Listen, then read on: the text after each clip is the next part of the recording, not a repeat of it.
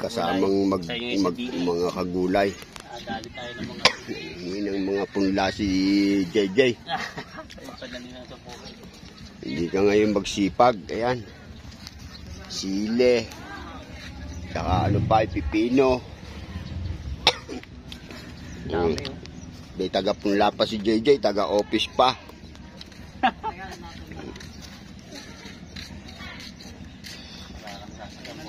Ayan. Ang lalaki na. Wala na akong sasakyan. Puno na. Naarkila na, may pananim pa. Markilado na. Meron pa siyang nahinging seedling. Meron pa siya dito sa likod na seedling tray na isang urusile. Napakaanghang naman ng puta.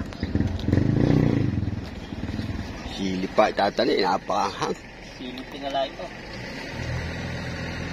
Tingala yan, tingala. Tingala. Pero pag kinain mo, iling ka dyan. Sanghang.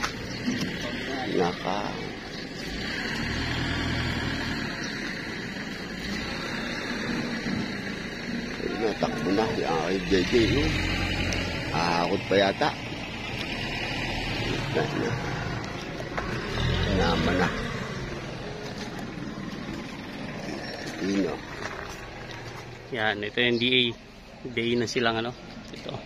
Ito nakahingi ng seedling, no? Yan. Dami, oh. Pipino. Yan. Saka siling tingala. So, wala, ito na tayo sa bahay, no? Ito na yung ating isang tray na siling pangsigang, no? Ang pipino at saka ang siling tingala, no? So, ililipat ko lang yun dito sa aking kariton, no? Dito. Yan. So, ilalagay ko lang at mimaya, tatanim na sa bukid yan. Ito yung sasakyan ko pupuntang bukid. Ating service, yan. Saling ilipat ko lang. Gulay na, ilipat na natin yung ating mga seedling, ano? Ito na. Ito na sa kariton, no? Dami-dami rin, no? Ayan, no? Pipino, siling tingala, ayan, no? Ayan. Ito yung panigang. So, siguro ito, palalaking ko muna to dito sa bahay. Iwanan ko to. Ito lang muna itatanim ko mamaya, no? Yan, so update ko kami pagka punta na tayo sa bukid. Yan. So ayan, magulay na, ikarga ko na yung kanina, no, na-set up ko na pala. Ito nga pala, ikinarga ko na rin yung papaya, no. Tatanim ko na rin yung sile, baka maitanim ko ngayon. Yan, so ito iba kong halaman dito na nahingi ko na ibang araw. Ito yung rambutan, ano, tapos durian. Ayan, lansones yata to. Kung ano, kung rambutan din, kalamansi, tsaka pili, ano, ayan. Galing Bicol pa yun, eh. So yung iba ko dito, kakarga ko na rin ito. Meron din akong durian dito, ito. Yan, sa kalamansi, avocado. Kakarga ko na rin yan dito para isang kargahan na lang, no, magulay. Isang dala na lang sa bukid, yan. Karga ko lang, magulay. Naikarga ko na lahat ng mga halaman ko din, eh, no. Ito yung sili, iiwanan ko na muna. Nagpunla na rin ako ng talong dyan, no. Talong at saka kamatis, ano, sa batya. Yan. So ito na yung ating mga pananim na mga seedlings, ano. Ito na yung ating pipino. So sobrang dami, na puno na, oh. Pipino at saka sili na puno na. Ito yung mga kalamansin natin, oh. Mga pananim na mga punong kahoy. Yan. Sari-sari yan. May ano tayo, rambutan saka durian, ano. Yan. Avocado. May mga mahoganis din, ano. So wala, puno na. Ayan, ang dami. So, doon na lang magulay sa bukid, ano. Ito yung yung sasakyan natin. Ito aking trailer, ano. Ayan. Umulan kasi, ayan, no. Katitila lang na ulan. Mag-alas 3 na ng hapon. So, subukan natin kung kakayanin pag itanim, ano. Baka naman kayanin pa, mag-alas 3 lang ng hapon, eh. So, may 3 hours pa ako hanggang alas 6. So, mangunguha pa ako ng poste ng pangtulos doon sa bukid. Tuloy pabalagan ko sabay tanim, no. So doon na lang sa bukid mga gulay update para hindi na masyadong mahaba to ating videos. Malayo-layo pa rin yung lakbay natin papuntang bukid din. Dito na lang mga gulay. So alright mga gulay. Yan. Dahil tayo sa bukid mga gulay. Yan, karating lang. So ito natin mga pananim, ano. Yan. Napakaganda niyan dito ngayon sa bukid. Yan, oh.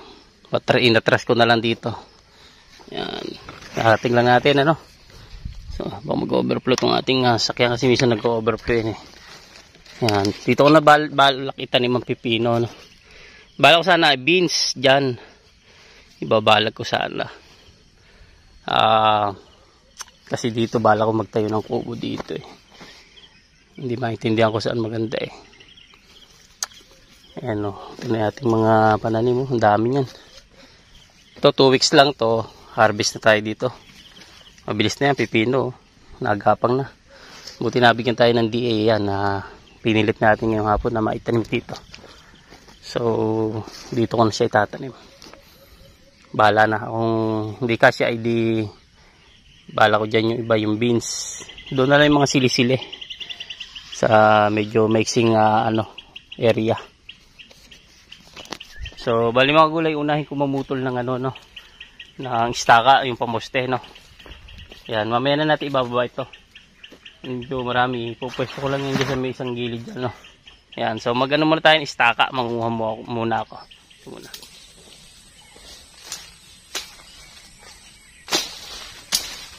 Ang gulay ito, ang nakita rito siya.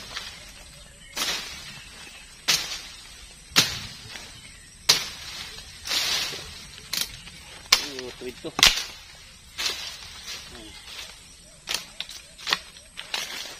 Ganda-ganda rin din eh.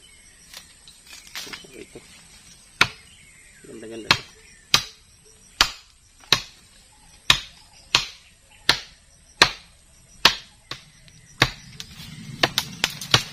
Yun, no?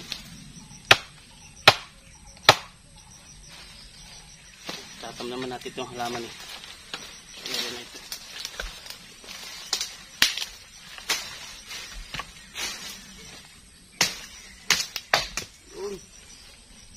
Haba, hali nakakalima na tayo.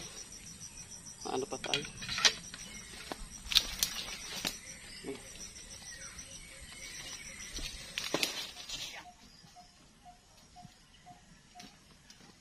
Magulay, ito na. Huwag tayo. So, magulay, bali may 6 na piraso na tayo. Ano? Baka naman kasya na yun dyan. 2 tudling na siguro to. 2 tudling tapos tigta 3 bawat istaka, no. Yan. So tulisan ko lang yung mga dulo.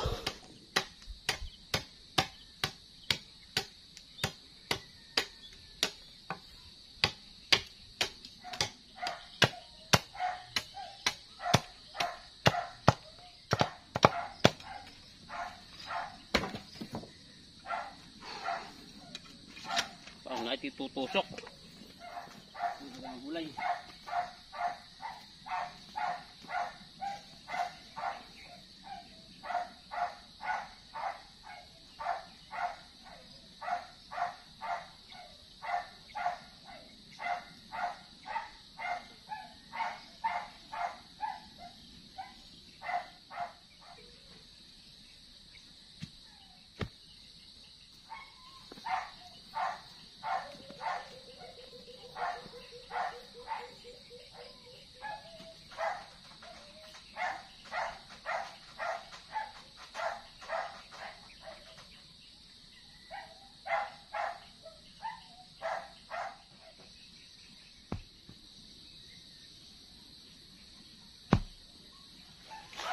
Tama-tama, nagkaroon tayo ng pipino.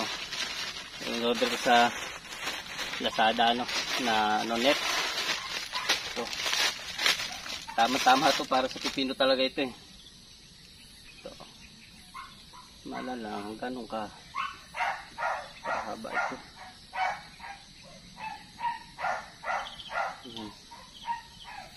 Walang alam. Parang pang-volleyball net lang to So ganun lang. Natin yung kawad muna. Mangyari ganito lang kababa eh, magulay.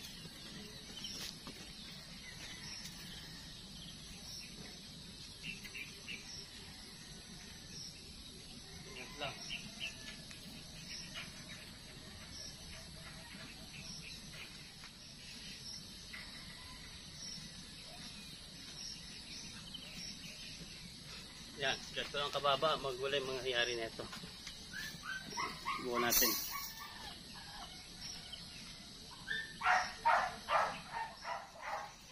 So, ito. Tuhog lang ng tuhog.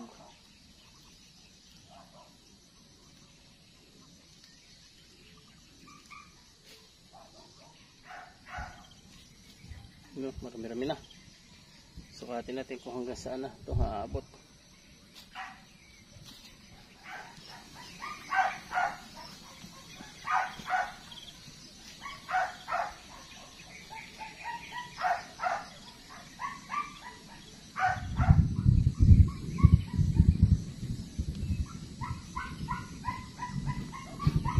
Siguro magulay sa isang ganun, 3. Yan. Eh, 7 lang yung dala ko, isabihin. Kasi pa dito yung isa. Sa kabila, alana. Manual na yung gagamitin ko. Tansina lang at saka alambre. Ayan. So, ganoon lang palang kababa yan. Maiksi, kala ko naman mahaba. Ganoon lang pala. So, gustuin ko lang to dito. Bago ko tutuhugin yung ilalim. Kailangan tusukin din yung ilalim ng alambre.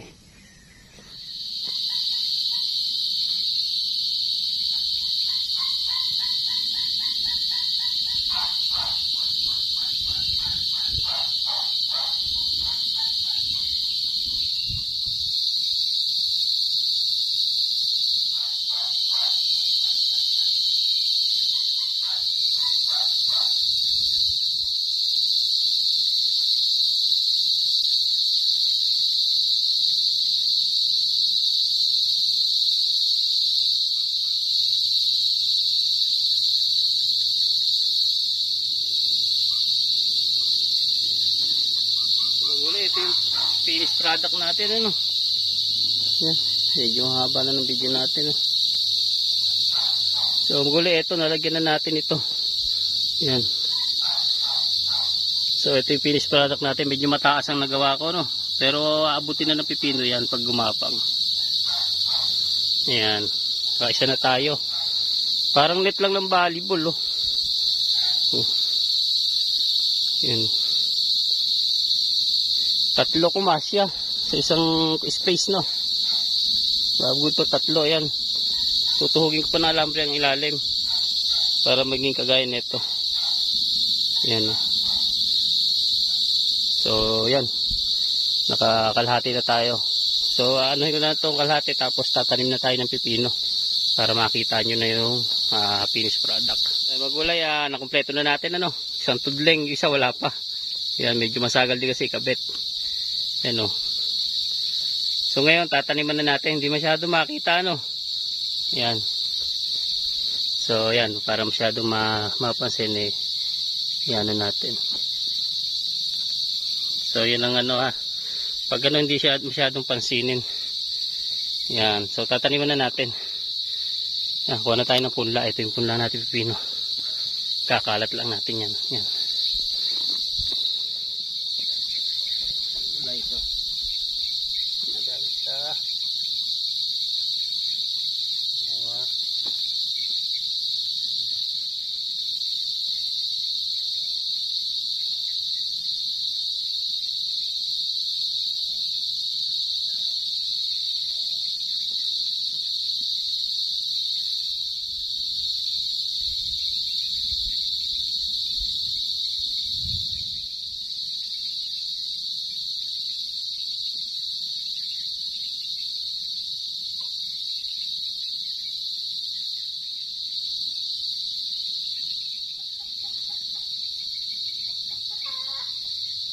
Ganyan natin ito hapon.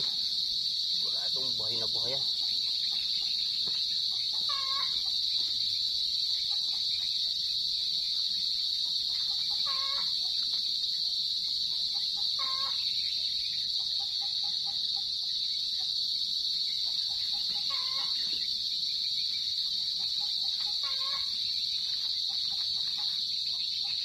Ganda ng ugat nyo. Sakto.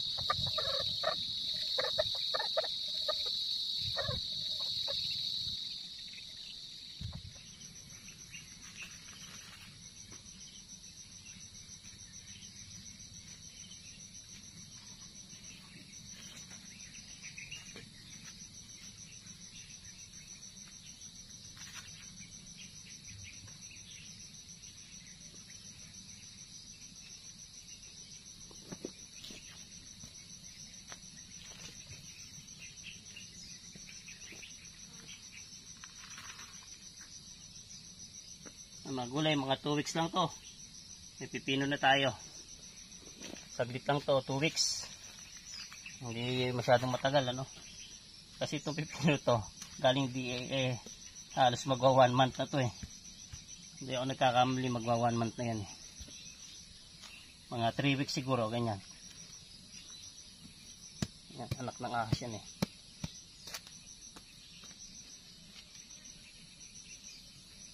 Ahas tulog.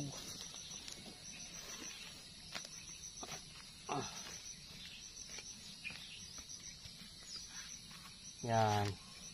Mga 3 weeks na itong age na ito. So, sa madaling sabi, mga 2 weeks. Kasi 1 week pa lang, lalabas ng bulaklak na ito. Ayun o. Palabas ng bulaklak. 1 week pa lang ha, mga gulay. Sabi, pag labas ng bulaklak, sa linggo pa lang, malaki na yung bunga na yun. Kaya, sa 2 weeks mga gulay, meron na tayong pipino. Mapakabilis. Yan. Iba talaga pag nagtanim ka ng nasa supot siya. Pinalalaki muna sa bahay ng ganitong kalaki. Bago din sa bukid. Ganito ng kalaki. Mabilis ang harvest, no? Hindi nakakainip.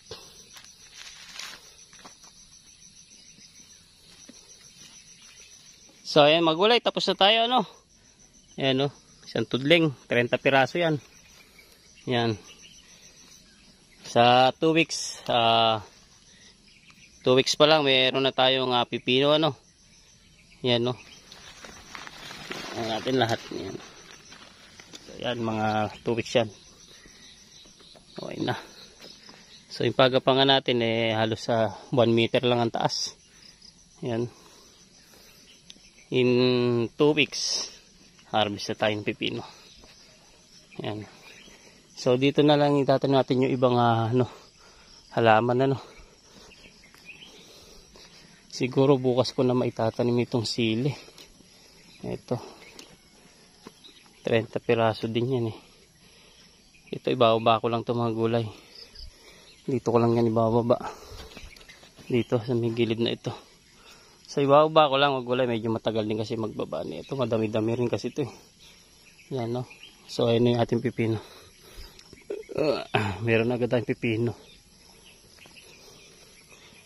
So, yung unang tanim ko dito ay sibol pa lang. Kinakain nga ng manok eh. Yan. Inuput-put ang dahon. Yan. So, yung pakuan at milon doon ay wala pa. Hindi pa nagpapakita sa akin. Ayun, may sumibol namang milon, no. Yun sa kabila. Hindi. Damo pa rin pala yun. Wala pa. Hindi pa nagpapakita sa akin ng milon. Pipino pa lang, oh. Saka yung pakwan. Wala pa. Malalaan natin ngayong linggong to kung sisibol. Dapat 3 days pa lang sibol na yun kung talagang lalabas, ano. So, sa kaya maganda yung punla ko. So, dito siguro. Walang ibang area na mapaglagyan. Dito lang sigurado. Problema itong mga manok nito eh. Puput-putin eh. Lalong-lalo itong sili. Yan. Oh, gusto niya ng dahon yan. Sariwang-sariwa si dahon. Tatanim ko naman. Siguro itanim ko siguro dito sa kabila ng pipino. Ibabaybay ko rin eh. Yeah, itanim ko muna dyan mga gulay. Guro. Kaya pa naman. Update ko kayo mamaya. So, magulit, nakabutas na tayo ng tataniman ng sili, ano. Tapos, kinakalatan na natin ng punla, ano. Tapos, syempre, itatanim na natin. Tatanggalin lang natin yung plastic. Yan, okay na. So, ganun lang, magulay. So, magulay, tapos tayo magtanim, ano. Natanggalan natin sa plastic yung sili, no. So, yan, pipino at sili, tanim natin. Finish na. So, yan, uwi na tayo. Nag-harvest din ako ng, ano dito, saging, yan. Ito nga pa rin, hindi pa nababay. Bababa ko pa para may karga itong saging, ano. Tapos yung isang punong sili ko dito, ayan, ang daming bunga, oh. Ang gulay yan, hinaharvestan ko ng bunga. Kinukuha ko yung mga murang ganito, oh, para hindi maanghang. Ang anghang kasi niyan. Ayan, oh, ito yung harvest natin, oh. So, marami tayong na-harvest, ano. Yan, bago-bago pa yan, gabi na, magulay. Pasado 6:00 na. Yan, 2 guyabano yung nakuha natin. Ang ganda oh. Yan, so bago-bago lang to at ikakarga ko na ito. Uwi na ako magulay.